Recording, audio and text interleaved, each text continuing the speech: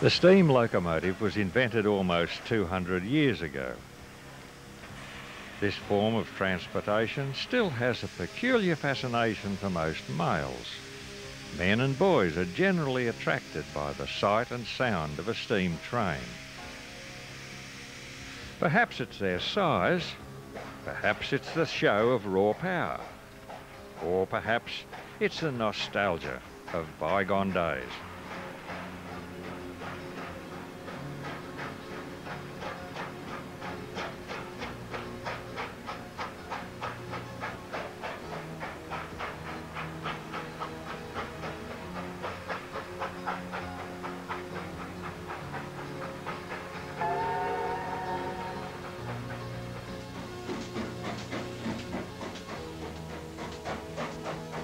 Some like to travel in steam trains.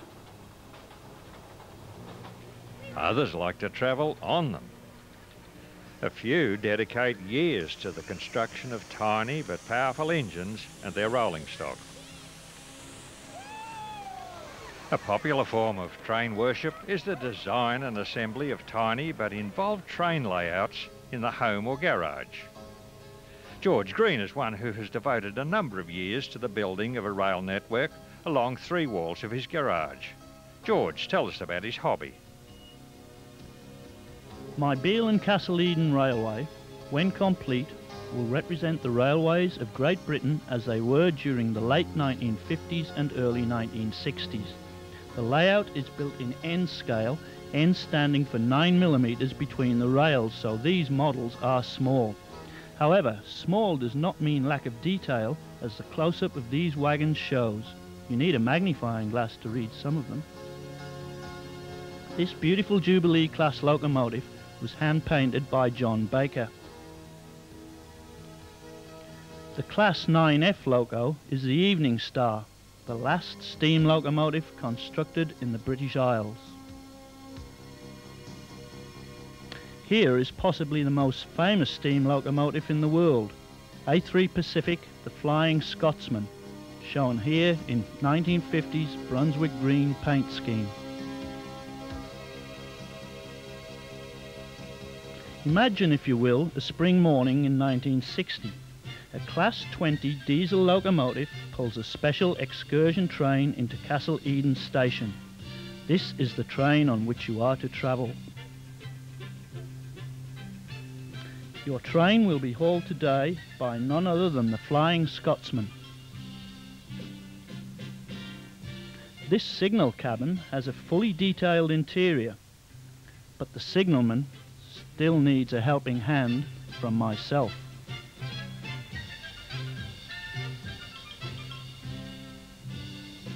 With the points changed, the excursion loco backs down onto your train, ready for departure. Hop aboard, please. The platform starter signal turns green, and your train pulls slowly away from Castle Eden on its way to the town of Beal.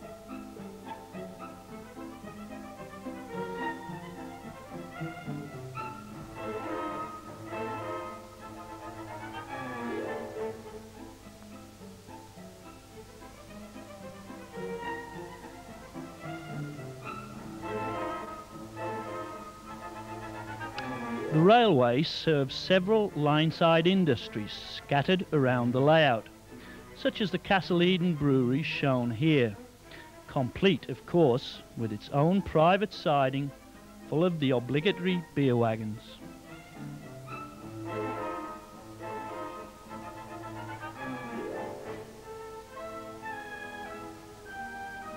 Also, the Philip Ross and Son Timber Yard further along the line, another busy concern.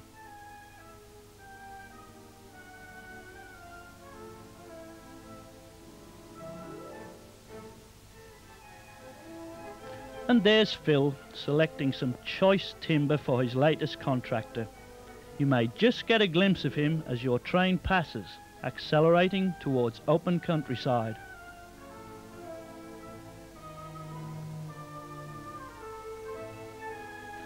Out in the country is a particularly pretty spot known as Troutbeck Bridge, a popular fishing spot. You can see Ken Tate's fishing supplies as your train thunders over the bridge.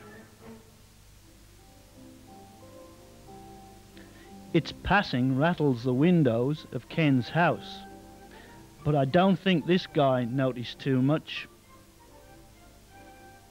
And Ken is too busy showing off his latest catch to a customer.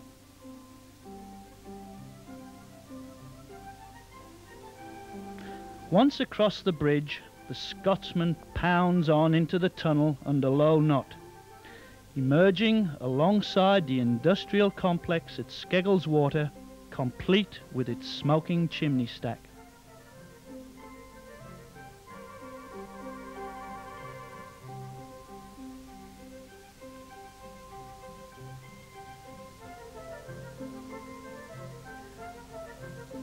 The industrial complex is situated in the middle of a pine forest and is known as Park End Processing Plant, but no one really knows what is processed here, although some suspect some kind of distilled product.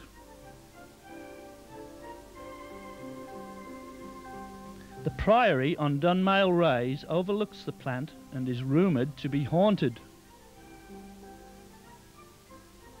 But now your train has arrived at the bleak and lonely station of Kirkby Langdale, where you will stop for some infamous British Railways refreshment.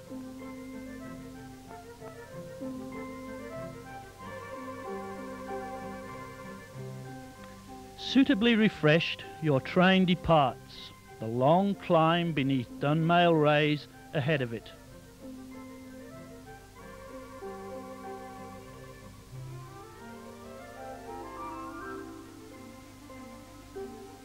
Having reached the summit and with wheels slipping, the Flying Scotsman hurtles out into the sunlight, heading for the main line.